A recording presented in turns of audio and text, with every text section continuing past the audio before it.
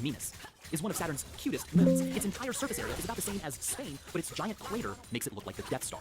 And when NASA made a temperature map of Venus, they found that the warmest regions, shown here in yellow, resemble Pac-Man eating the crater like a duck. I learned about Venus while surfing the World Wide Web like a true internet. But the web and the internet are different things. The World Wide Web and the internet have names that are similar shapes, but they catch different things. And as we will see, surfing the World Wide Web is radical, but it's also apropos. Metaphorically speaking, the web is pretty wet.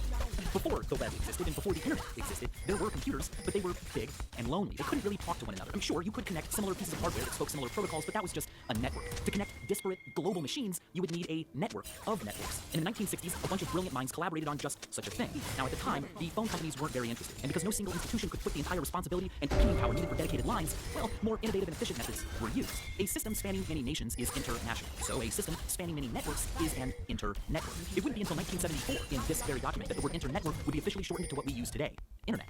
On October 29, 1969, exactly 100 days after we first landed on a distant rock across space, we first landed a letter on a distant screen across the internet.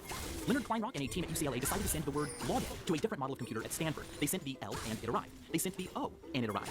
And then the system crashed. But still, the first message sent over an internet was a big deal. On a list of technological achievements, it would rank quite high, even though it was literally low. Fast forward 2 decades, CERN is working on a lot of different projects with different people and technologies to figure out who or what is doing what. You can just look it up on the internet. But the way information was organized on the internet was illogical, based on hierarchies, linearly. It was lame, and this annoyed a guy named Tim Berners-Lee. He said you could follow a tree for a really long time only to reach a person or technology involved in some other project, and for information on that, you have to go back to the beginning and start all over again. So, in March of 1989, Tim Berners-Lee wrote a powerful paper simply titled Information Management, a Proposal. He argued that notes with links, like references between them, is far more useful than a fixed hierarchical system. Instead of trees, Berners-Lee was proposing a web. Webbed systems that connect documents in nonlinear